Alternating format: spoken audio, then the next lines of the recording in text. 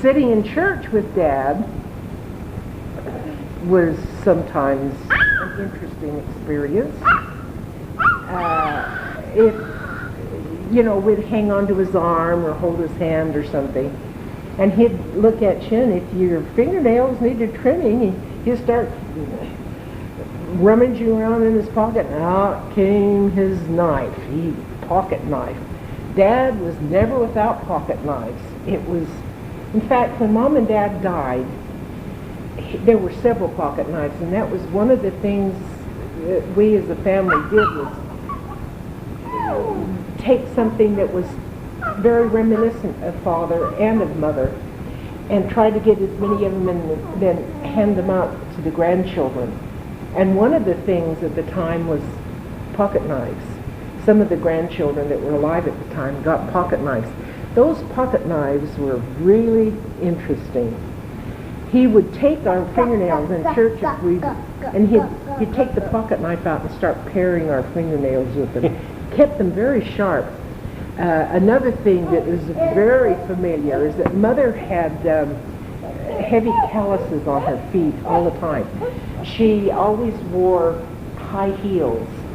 She could not wear flat shoes. And her, where the heavy calluses around her heels and around her big toe, and sometimes on the ball of her feet, a lot on the ball of her feet. And it was very common at night, in the evening, Mom would complain about her feet, and Dad would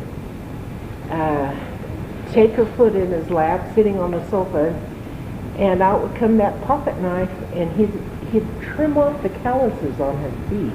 And she let him. And that always amazed me, that she trusted him. And that pocket knife would cut off Mom's calluses. It would cut our fingernails. He'd clean his fingernails with it. He would cut apples with it. And after the calluses? He cleaned the knife in between, but the way he cleaned it was a little different.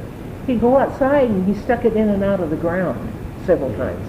And that's how he cleaned his knife.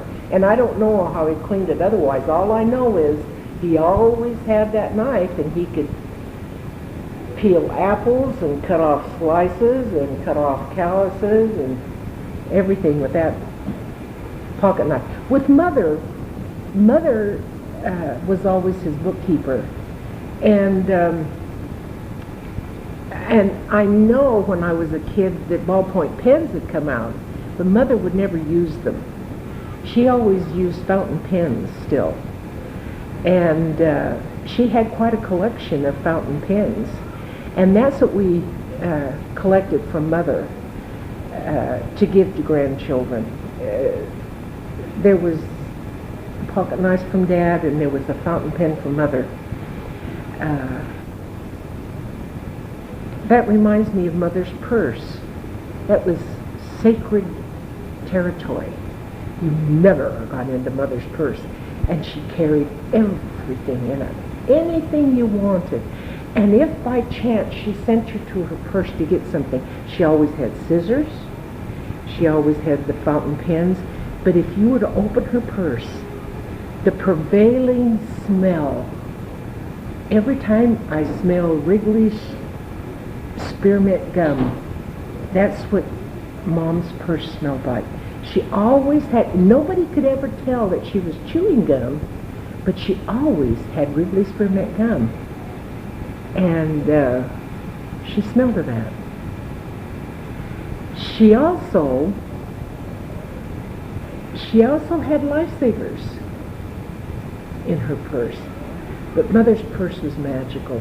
We just loved those few times that we were allowed to. It always smelled like either Wrigley's spearmint gum or juicy fruit, one or the other.